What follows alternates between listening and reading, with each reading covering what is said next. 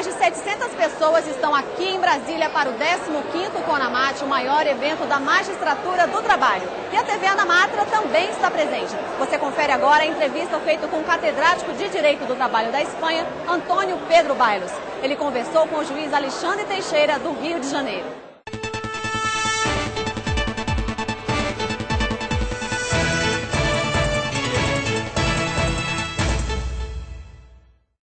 Professor Antônio Bailos Grau, é com muita honra que nós o recebemos aqui na TV da Anamatra e eu vou fazer a primeira pergunta, que consiste em saber o seguinte: o trabalho formal é ameaçado em momentos de crise. A partir dessa premissa, como nós, operadores do direito, podemos atuar no sentido da proteção dos direitos sociais? Bueno, ante todo, muy buenos días y estoy encantado de poder estar aquí en el CONAMAT y en esta televisión como tal.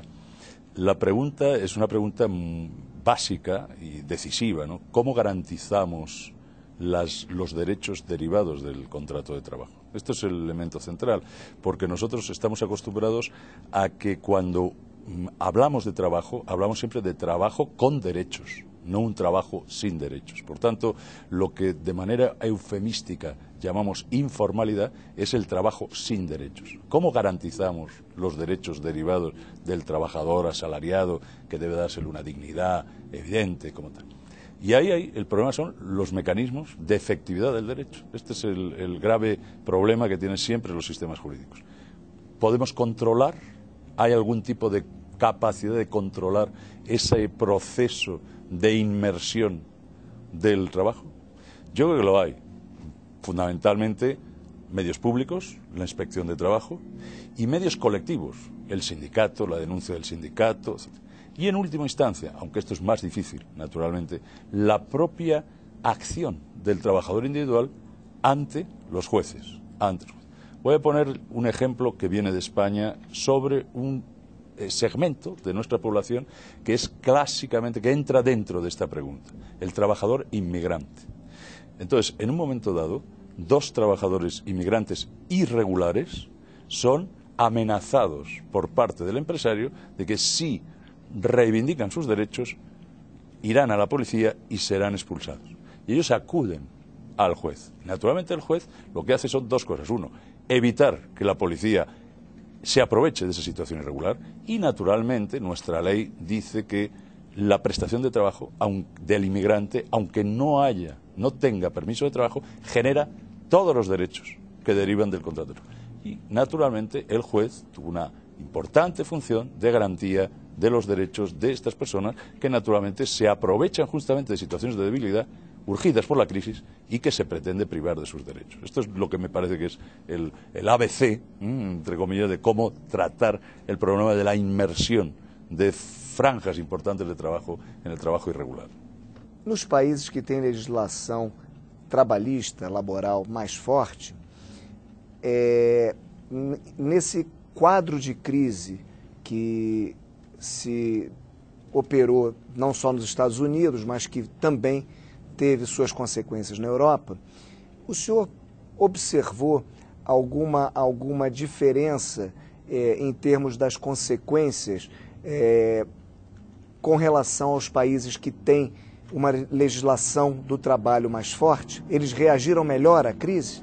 Sí, lo que parece, hay una correlación, parece que bastante fija, entre los países que tienen una estructura institucional de protección de los derechos de los trabajadores y de protección social más fuerte, reaccionan mejor frente a la crisis. Es decir, la crisis les afecta menos, primer elemento, hay menos pérdida de puestos de trabajo y luego se aumenta, se consigue un amortiguador social a través de los sistemas de protección.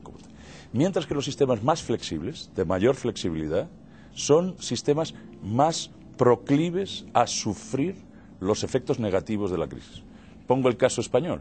Nosotros tenemos un problema enorme y es que en España coexiste el trabajo estable con el trabajo precario, con el trabajo temporal.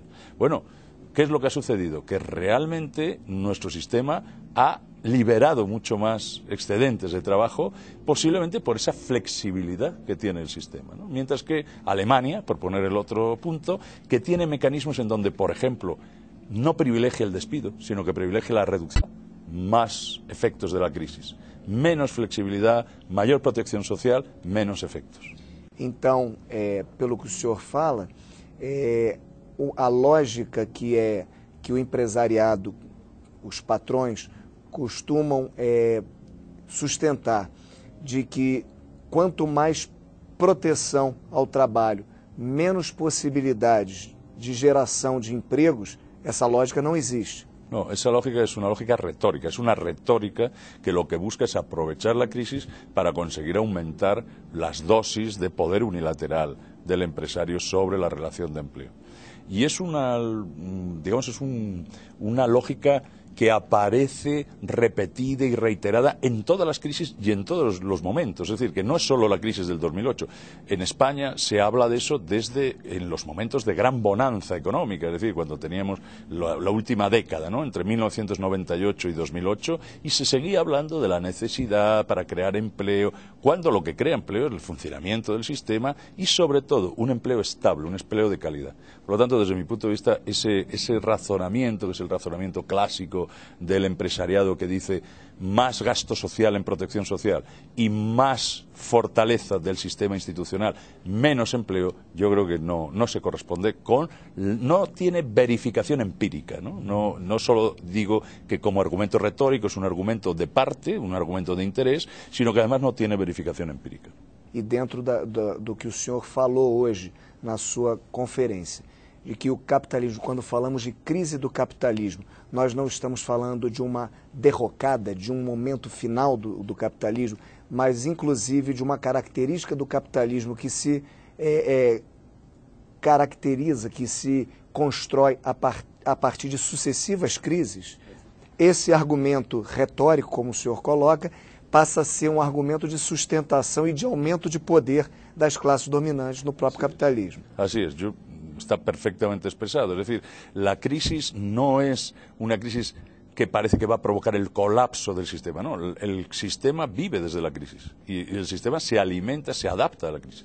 El problema es que las salidas de las crisis, que implican modificaciones importantes en los procesos sociales y regulativos, depende mucho de la cultura política, jurídica, de los actores sociales. Y por eso ese discurso retórico busca influir en ese punto, pero no tiene una verificación, como hemos visto, empírica sobre tal.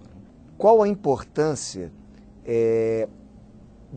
para o direito do trabalho de se valorizar o sindicato e a negociação coletiva?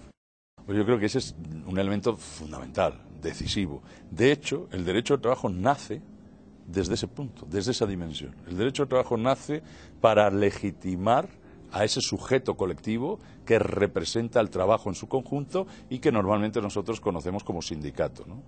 Entonces, el problema del sindicato es su representación. Representación implica presencia y presentación ante otro, y por tanto es muy importante su fortaleza, su construcción con un arraigo en la realidad. Y el segundo de los temas es, naturalmente, cómo funciona y funciona tutelando su propio interés colectivo, la presión, la huelga, etc. Y fundamentalmente mediante la capacidad de regular, de darse reglas, de darse la negociación colectiva. Entonces, ahí el elemento de una autonomía del sindicato que libere espacios de regulación y que pueda desenvolver lo que es el interés general de los trabajadores, no ya solo fijado en el intercambio, salario, tiempo de trabajo, sino en toda su condición de lo que es el trabajador en cuanto tal, realmente es un elemento